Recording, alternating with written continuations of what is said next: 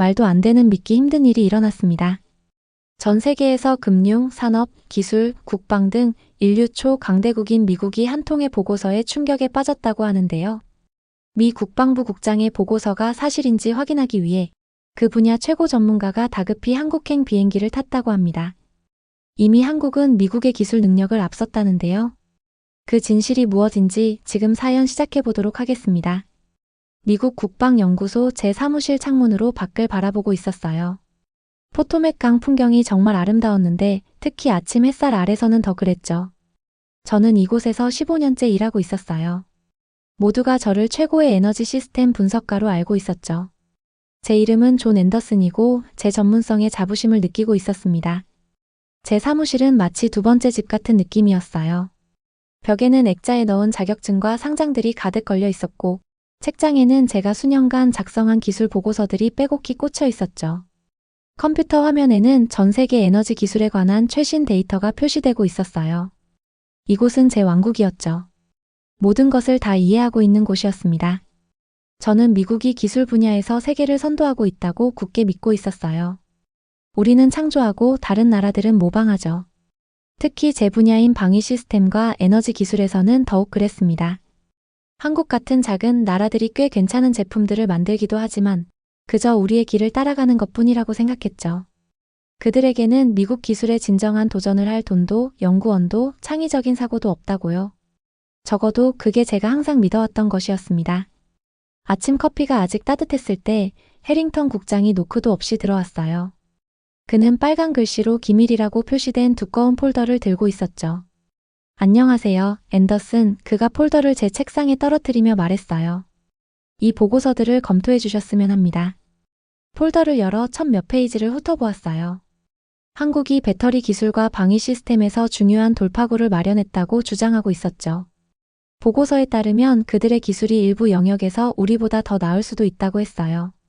저는 웃음을 참을 수 없었어요. 또 다른 과장된 보고서군요. 저는 자신 있게 말했죠. 이런 일이 항상 있잖아요. 각 나라들은 항상 자기네 기술이 실제보다 더 뛰어나다고 말하죠. 하지만 해링턴 국장은 웃지 않았어요. 그의 표정은 여전히 진지했습니다. 그래서 당신이 서울에 가야 하는 이유입니다. 그가 단호하게 말했어요. 이 주장들을 직접 확인해 주셨으면 합니다. 직접 눈으로 그 기술을 보세요. 보고서가 틀렸다면 어떻게, 왜 그런지 알려주세요. 만약 맞다면 그는 잠시 말을 멈추더니 우리가 무엇을 다루고 있는지 알아야 합니다. 서울이요? 한국이요? 저는 놀라서 물었어요. 분명 당신이 우리의 최고 분석가입니다, 앤더슨. 그가 제 말을 자르며 말했어요. 내일 저녁에 비행기가 출발합니다.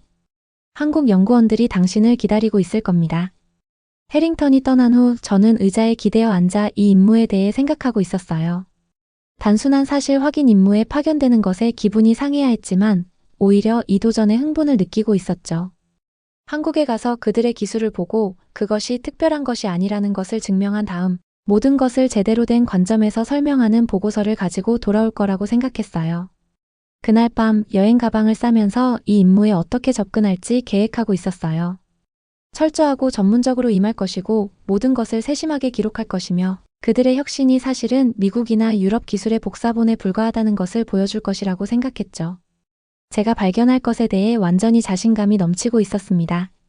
이 여행이 기술에 대한 제 믿음, 세계에서 미국의 위치, 그리고 제 자신의 깊게 간직한 신념들에 대해 모든 것을 바꿔놓을 거라는 것을 전혀 알지 못했어요.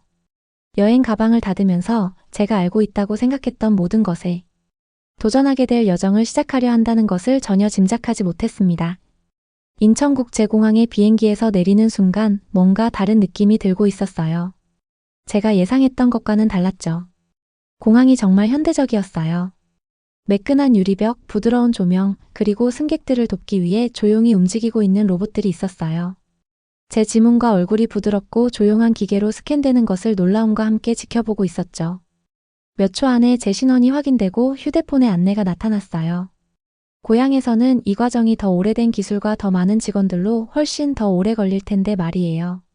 저의 첫 번째 충격은 한국 연구원들을 만나기도 전에 찾아왔습니다. 터미널을 걷는 동안 모든 것이 효율적으로 움직이고 있다는 걸 느꼈어요. 사람들이 긴 줄에서 기다리지 않고 있었고 화면에는 여러 언어로 정보가 표시되고 있었어요. 바닥은 깨끗했고 심지어 공기조차 어쩐지 더 깨끗하게 느껴지고 있었죠. 제 이름이 적힌 작은 팻말을 들고 있는 남자를 발견했어요. 이 사람이 제 연락처인가 봐요.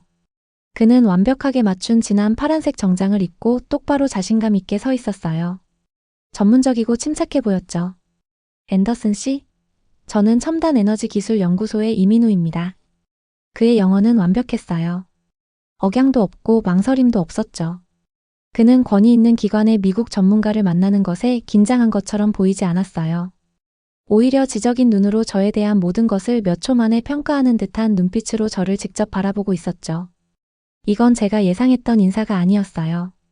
우리는 밖에서 기다리고 있는 매끄러운 전기차로 걸어갔어요.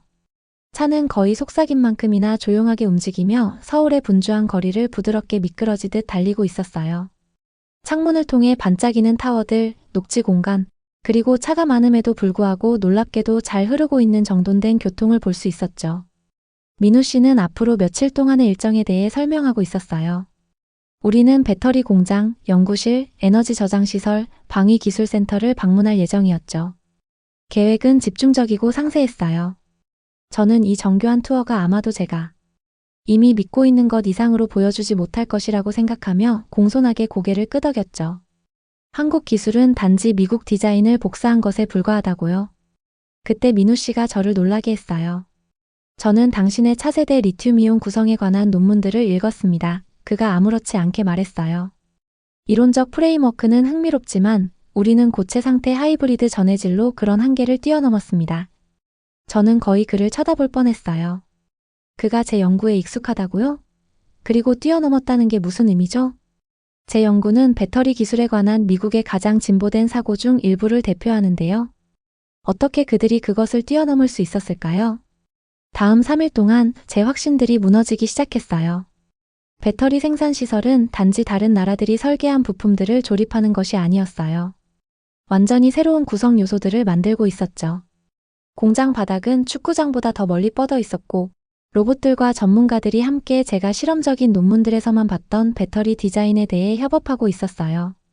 한국 미래 배터리 연구소의 수석 연구원인 최은지 박사가 새로운 배터리에 대한 테스트 결과를 보여주고 있었어요. 그 숫자들은 우리가 미국에서 달성한 것보다 훨씬 더 나은 에너지 밀도 개선을 보여주고 있었죠. 제가 그녀의 데이터에 의문을 제기했을 때 그녀는 방어적이거나 긴장하지 않았어요. 직접 테스트해 보시겠어요? 그녀가 제가 직접 배터리를 검사할 수 있는 실험실로 저를 이끌며 물었어요. 저는 시간을 들여 테스트를 실행하고 장비를 확인하고 결과를 확인했어요. 마지막에는 제가 보고 있는 것을 부정할 수 없었죠. 데이터는 실제였어요. 이 배터리들은 우리의 최고 디자인보다 성능이 뛰어났습니다. 그날 밤 호텔 방에서 저는 서울의 아름다운 스카이라인을 바라보고 있었어요. 우아한 건물들이 어두운 하늘을 배경으로 에너지 효율적인 불빛으로 빛나고 있었죠. 점점 커지는 불안감과 함께 제 메모를 검토하고 있었어요. 한 나라 전체가 저를 위해 정교한 쇼를 만들어낸 것이거나 아니면 기술을 선도하는 사람에 대한 제 기본적인 가정이 잘못된 것일 수도 있었어요. 제 경력에서 처음으로 저는 제 전문적인 확신 아래에서 땅이 움직이는 것을 느끼고 있었어요. 저는 제가 이미 믿고 있던 것을 확인하기 위해 한국에 왔어요. 대신에 제가 알고 있다고 생각했던 모든 것에 도전하는 증거를 마주하고 있었죠. 도시의 불빛을 바라보며 저는 제 여정이 이제 막 시작되었다는 것을 깨달았어요. 한국에 도착한 지 일주일이 지났어요.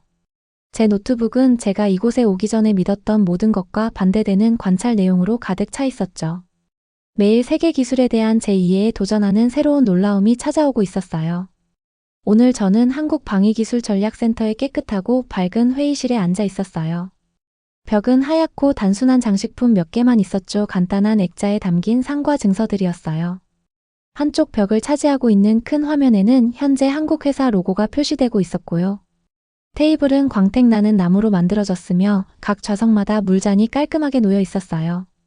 전문적이면서도 화려하지 않은 느낌이었죠. 배용혁 박사가 태블릿을 들고 방에 들어왔어요. 한국 남자치고는 키가 크고 짧은 회색 머리와 수년간의 경험을 보여주는 진지한 표정을 하고 있었어요. 그의 움직임은 정확하고 자신감이 넘쳤죠. 한국 최고의 방위산업 전략가로서 그는 이제 그들의 군사 기술을 보여주려고 하고 있었어요. 제 임무를 위해 확인해야 할 마지막 영역이었죠. 배 박사가 한국 군용 차량을 위한 첨단 전력 시스템에 대한 프레젠테이션을 시작하자 불빛이 약간 어두워졌어요. 그는 K9 자주포와 K2 전차에 대한 자세한 사양을 보여주고 있었죠.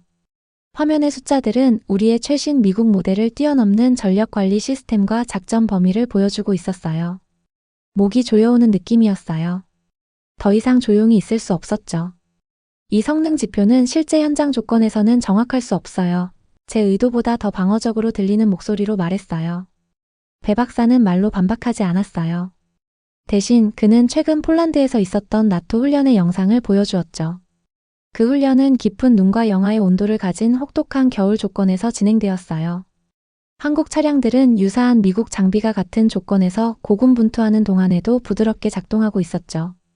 저는 미국 기술을 변호하기 위해 한 번 더 시도하며 에밀A 탱크의 강력한 터빈 엔진에 대해 언급했어요. 제가 말을 마치기도 전에 배 박사가 제 생각을 완성시켰죠. 당신들의 탱크는 실제로 강력합니다. 그가 인정했어요. 하지만 우리 것보다 연료를 3배 더 많이 사용하고 작동 시간당 훨씬 더 많은 유지보수 시간이 필요하죠. 이것이 폴란드가 1000대의 K2 탱크를 주문한 이유입니다. 노르웨이, 호주, 이집트도 우리 시스템을 선택했고요. 증거는 계속 나오고 있었어요. 배 박사는 기술 문서, 유럽 국방부의 독립적인 검증, 그리고 단순히 기존 기술을 복사하는 것이라면 불가능할 속도로 제조할 수 있는 능력을 보여주는 생산 일정을 보여주고 있었죠. 프레젠테이션이 끝날 무렵에는 머리가 무거워지는 느낌이었어요. 미국의 타의 추종을 불허하는 기술적 리더십에 대해 제가 알고 있다고 생각했던 모든 것이 제 눈앞에서 체계적으로 반박되고 있었어요. 전문가로서의 제 정체성, 글로벌 기술 환경을 이해하는 사람으로서의 정체성이 깊이 위협받고 있는 느낌이었죠. 그날 밤 호텔 방에서 저는 잠을 이루지 못하고 이리저리 걸어다니고 있었어요. 서울의 도시 불빛이 창문을 통해 비치면서 바닥에 긴 그림자를 드리우고 있었죠. 3시간의 내적 갈등 끝에 어려운 결정을 내렸어요. 시차를 고려하지 않고 워싱턴에 있는 해링턴 국장에게 전화를 걸었어요. 보고서는 축소되어 있었습니다. 긴장되고 조용한 목소리로 말했어요. 그들의 배터리 기술은 우리의 예상보다 최소 2에서 3년 앞서 있어요. 그들의 방위 시스템 통합은 적절한 말을 찾기 위해 고심하고 있었죠. 우아해요. 효율적이고요. 그리고 그들의 생산 능력은 놀랍습니다. 몇 초 동안 긴 침묵이 이어졌어요. 중국에서의 기술 이전을 보고 있는 겁니까? 러시아? 아니면 다른 곳에서? 해링턴 국장이 마침내 물었어요. 대답하기 전에 깊은 숨을 들이쉬었어요. 아니요, 그 말이 입에서 무겁게 느껴지면서 대답했어요. 이것은 그들 자신의 혁신입니다. 그들은 우리와 다른 경로를 택했고 여러 중요한 영역에서 더 나은 해결책에 도달했습니다. 이 말을 하는 것은 거의 내 나라에 대한 배신처럼 느껴졌지만 제 전문적 청렴성은 정직을 요구하고 있었어요. 저는 기술적 능력을 분석하는데 제 경력을 바쳐왔고 제 눈으로 본 것을 부정할 수 없었죠. 전화를 끊으면서 저는 다시 한번 서울의 스카이라인을 바라보았어요. 제 세계관이 완전히 산산조각 나 있었죠. 미국에서 가지고 온 편안한 확신들이 부정할 수 없는 증거 앞에서 무너져 내렸어요. 단지 한국의 능력에 대한 제 이해뿐만 아니라 세계에서 미국의 위치를 바라보는 방식에 있어서도 근본적인 변화가 일어났어요. 한국에서의 3주차쯤 되니 제 안에서 뭔가가 변하고 있었어요. 처음에 느꼈던 충격이 진짜 호기심으로 바뀌었죠. 인상적인 한국 기술을 볼 때 더 이상 방어적인 느낌이 들지 않았어요. 대신 그들이 어떻게 그것을 달성했는지 이해하고 싶어졌어요. 오늘 저는 민우 씨와 함께 울산 에너지 저장 시설을 방문하고 있었어요. 우리는 몇 에이커에 걸쳐 있는 거대한 시설 앞에 서 있었죠. 커다란 은색 컨테이너들이 줄지어 서 있었는데 그 안에는 다양한 색의 케이블로 연결된 강력한 배터리 시스템이 들어 있었어요. 콘크리트 위에서 우리의 발소리 외에는 냉각 시스템의 조용한 윙윙거리는 소리만 들리고 있었어요. 이 시스템은 5만 가구에 하루 종일 전력을 공급할 수 있습니다. 민우 씨가 기술자들이 빛나는 화면을 모니터링하고 있는 제어센터를 가리키며 설명했어요. 정말 놀라웠어요. 고향에서는 아직도 이 크기에 안정적으로 작동하는 시스템을 구축하려고 노력하고 있었는데 여기에는 이미 5년 동안 운영되고 있는 시스템이 있었죠. 텍사스 전력 위기 이후 당신 나라에서도 비슷한 시스템에 관심을 가지게 됐죠. 민우 씨가 언급했어요. 그의 말이 맞았어요. 수천 명의 미국인들이 그 끔찍한 겨울 폭풍 동안 전기 없이 고통받았죠. 이런 기술이 우리에게 있었다면 많은 생명이 구해졌을지도 모르겠다는 생각이 들었어요.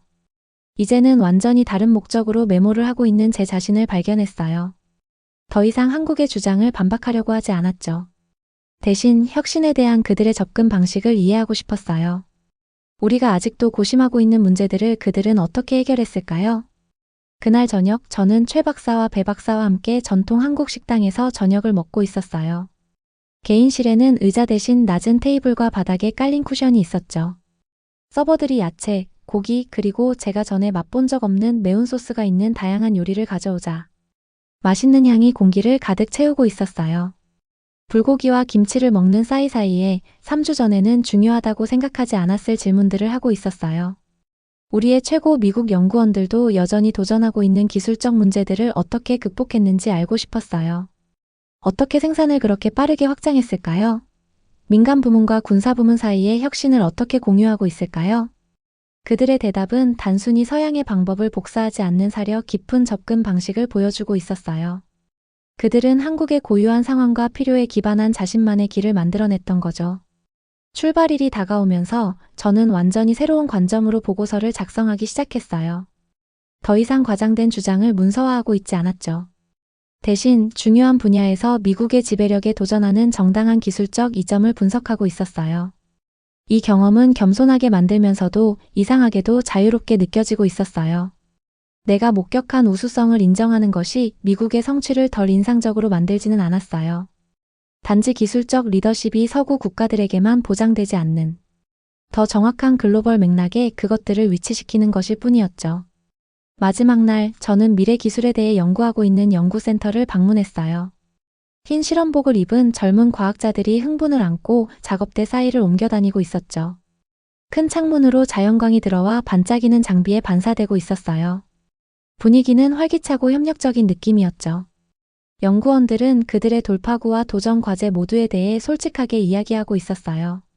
그들의 개방적인 태도는 제 새로운 이해를 강화했죠. 혁신은 사람들이 함께 일하고 한계를 인식하며 개선하려는 노력을 절대 멈추지 않을 때 번창한다는 것을요. 서울을 떠나기 전에 저는 제 발견에 대한 간략한 요약을 해링턴 국장에게 보냈어요.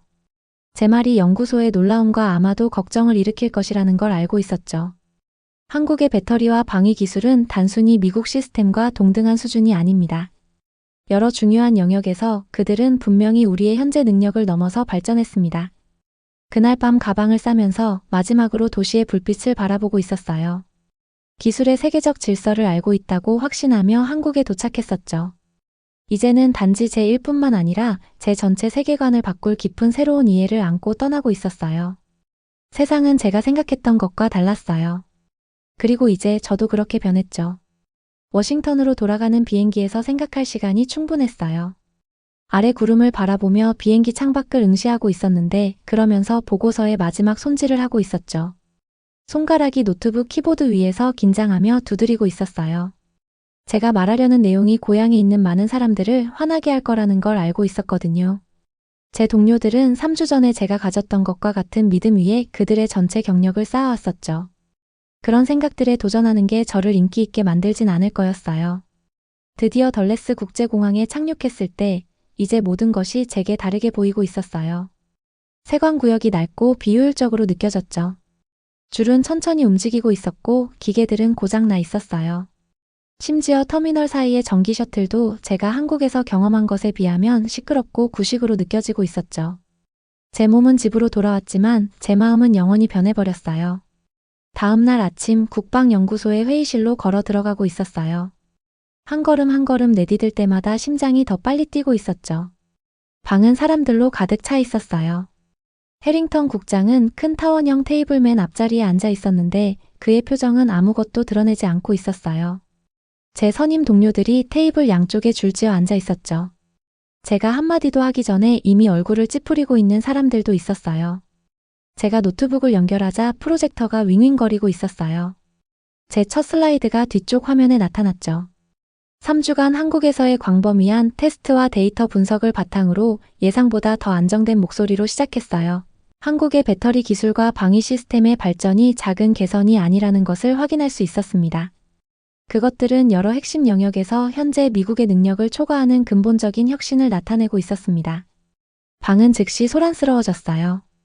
여기저기서 질문과 반대 의견을 외치는 목소리가 들리고 있었죠. 얼굴에는 불신과 걱정이 보이고 있었어요. 더 많은 증거를 요구하는 사람들도 있었고, 한국인들이 어떻게든 저를 속였을 거라고 제안하는 사람들도 있었죠. 이런 반응은 예상하고 있었어요. 차분하게 슬라이드를 넘기면서 제가 직접 확인한 데이터, 직접 찍은 사진, 그리고 제 손으로 직접 수행한 테스트 결과를 보여주고 있었죠. 천천히 방 안의 분위기가 바뀌기 시작했어요. 큰 반대의 목소리가 조용한 질문으로 바뀌고 있었어요. 불신이 마지못한 고려로 바뀌고 있었죠. 당신이 말하는 것이 사실이라면 우리의 선임 방위 분석가인 마르티네즈 박사가 말했어요. 우리는 세계 기술 전략을 완전히 재고해야 합니다. 그게 제가 정확히 추천하는 바입니다. 마지막 슬라이드로 넘어가며 대답했어요. 한국은 우리의 리드를 따르는 것에서 스스로 리더가 되는 것으로 변모했습니다. 그들은 신중한 계획, 스마트한 혁신, 그리고 명확한 초점을 통해 이것을 달성했죠. 그들의 성공은 미국의 기술적 리더십의 도전과 기회 모두를 제시하고 있습니다. 3시간의 집중적인 토론 끝에 해링턴 국장이 회의를 마쳤어요. 앤더슨 장관을 위한 브리핑 자료를 준비해 주세요. 이 정보는 즉시 지휘 계통을 통해 올라가야 합니다. 이후 몇 주 동안 제 보고서는 미국 기술 전략, 국제 협력, 그리고 변화하는 글로벌 혁신 환경에 대한 중요한 대화를 시작하게 했어요. 일부 동료들은 제 발견이 그들의 전문성에 도전하는 방식에 불편함을 느끼며 복도에서 저를 피하고 있었죠. 다른 이들은 저를 찾아와 제 발견이 그들 자신의 연구 영역에 어떤 의미가 있는지 이해하고자 열심이었어요. 6개월 후 다시 서울에 돌아와 있었어요. 이번에는 한국 기관과 함께 일하는 방법을 모색하는 미국 연구원들과 정책 전문가들을 이끌고 있었죠. 한국과 미국 과학자들이 나란히 새로운 에너지 저장 시스템을 개발하고 있는 공동 연구시설을 둘러보면서 상황이 어떻게 변했는지에 대한 자부심을 느끼고 있었어요. 시설은 활기로 가득 차 있었어요. 한국과 미국 연구원들이 컴퓨터 화면을 통해 아이디어를 공유하고 있었죠. 그들은 함께 장비를 조정하고 문화적 경계를 넘어 하이파이브로 작은 돌파구를 축하하고 있었어요. 분위기는 가능성으로 전기가 통하는 것 같았죠. 민우 씨는 이제 단순한 가이드가 아니라 동료가 되어 도시를 내려다보는 레스토랑에서 우리 그룹의 저녁 식사에 합류했어요. 처음 방문했을 때부터 많이 발전했네요. 그가 미소를 지으며 말했어요. 여러 면에서 그렇죠. 제가 알고 있는 것에 대해 그렇게 확신을 가지고 여정을 시작했는데 얼마나 많은 것을 배워야 했는지 발견하게 된 것을 생각하며 동의했어요. 그날 밤 서울의 아름다운 스카이라인을 바라보면서 제 개인적인 변화가 세계에서 일어나고 있는 더 큰 변화를 반영할지도 모른다고 생각하고 있었어요. 기술적 리더십이 점점 더 공유되고 협력적이며 항상 변화하는 그런 변화 말이죠. 미래는 항상 최고에 있을 거라고 가정하는 사람들이 아니라 어디서든 우수함을 인정하고 그에 따라 적응할 의향이 있는 사람들에게 속해 있었어요.